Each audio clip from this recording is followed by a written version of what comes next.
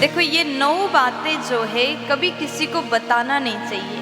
ये 9 जो बातें हैं गोपनीय हैं।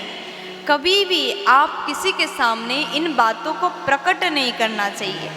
अब सबसे पहले मैं आपको बताऊं तो अपनी आयु जो है, आपने कई बार किसी से पूछा होगा कि तुम कितने साल के हो गए, कितने वर्ष के हो गए, आयु क्या है, एज क्या है।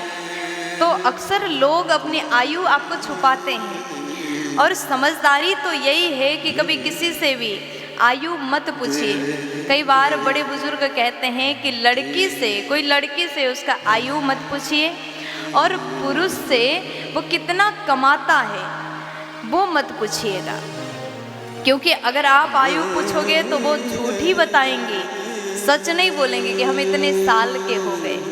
और किसी पुरुष से आप पूछो कि तुम्हारा कमाई क्या है, तो कभी भी सच आपको नहीं बताएगा। भले ही महीने में लाखों कमाए तो यही बोलेगा कि हाँ इतना तो कमाते हैं, दाल रोटी चल रहा है।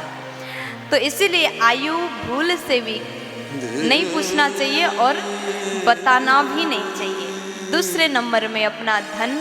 आपके पास में जो धन है, आपके पास में जो राशि है, आपके पास जो संपत्ति है, इसको गोपनीय रखिए। कई बार हम दूसरों को दिखावा करने के लिए बताते हैं हमारे घर में इतने सारे पैसे रखे हैं, इतने चीज़ रखा हुआ है, हम इतने अमीर हैं, इतना संपत्ति, इतने जमीन हमारे पास में, अपने धन की चर्चा करते हैं। लेकिन कोई भी आपके पास में जो धन है, आपने जितना ज़्यादा बताया उसे सुनकर के किसी के भी मन में बुरे विचार आ सकता है। इसलिए अपने धन की चर्चा प्रकट ना करिए। ये बात गोपनीय है तो इसको गुप्त ही रखे रहिएगा अगर आप सुख को चाहते हैं तो। तीसरे नंबर में घर का भेद। आपके घर में चाहे कितनी बड़ी बातें हो रहे हो, आपके घर के कोई गोप्य बातें जो है, घर की चर्चा जिस व्यक्ति ने बाहर करना शुरू कर दिया तो उसका घर टूटना निश्चित है। इसलिए घर का जो गोप्य जो भेद है, इसको प्रकट ना होने दें। उसके बाद में चौथे नंबर में मंत्र। गुरु द्वारा प्राप्त जो मंत्र है, आपका जब दीक्षा हुआ, गुरु ने आपको मंत्र दिया तो इस मंत्र को सदैव गोपनीय रखा जाता है। 5वें नंबर में औषधि भी। अगर आपके पास में कोई ऐसा औषधि है जो आप दूसरों को नहीं बता सकते, दूसरों का दवाई देकर के हेल्प करना तो अच्छी बात है, लेकिन आप कोई ऐसी औषधि दूसरों को बताना नहीं चाहते तो इसमें ना बताएं तो अच्छा है। 6ठे नंबर में तप का अर्थ है कि आप क्या व्रत करते हैं, कितना परिश्रम करते हैं, कितना साधना करते हैं, तपस्या की चर्चा भी ना करें।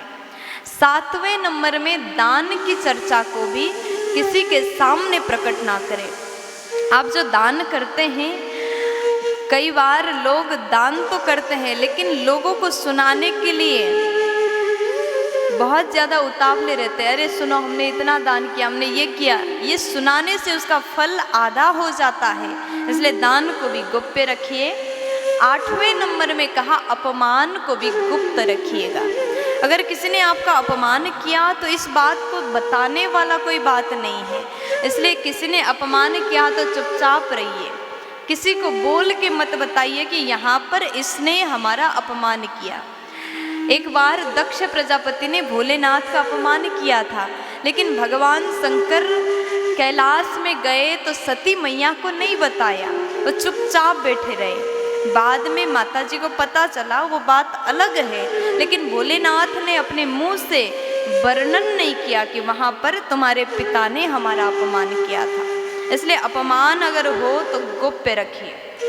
9वें नंबर में अपना संबंध भी किसी को मत बताइए। अगर आप किसी से प्यार करते हैं, ये बात किसी को मत बताइए। अपना प्रेम संबंध जितना गोप्य रखना आप चाहे उतना रख लीजिए। गोप्य रखना ही सही बताया गया। प्यार से बोल दीजिए।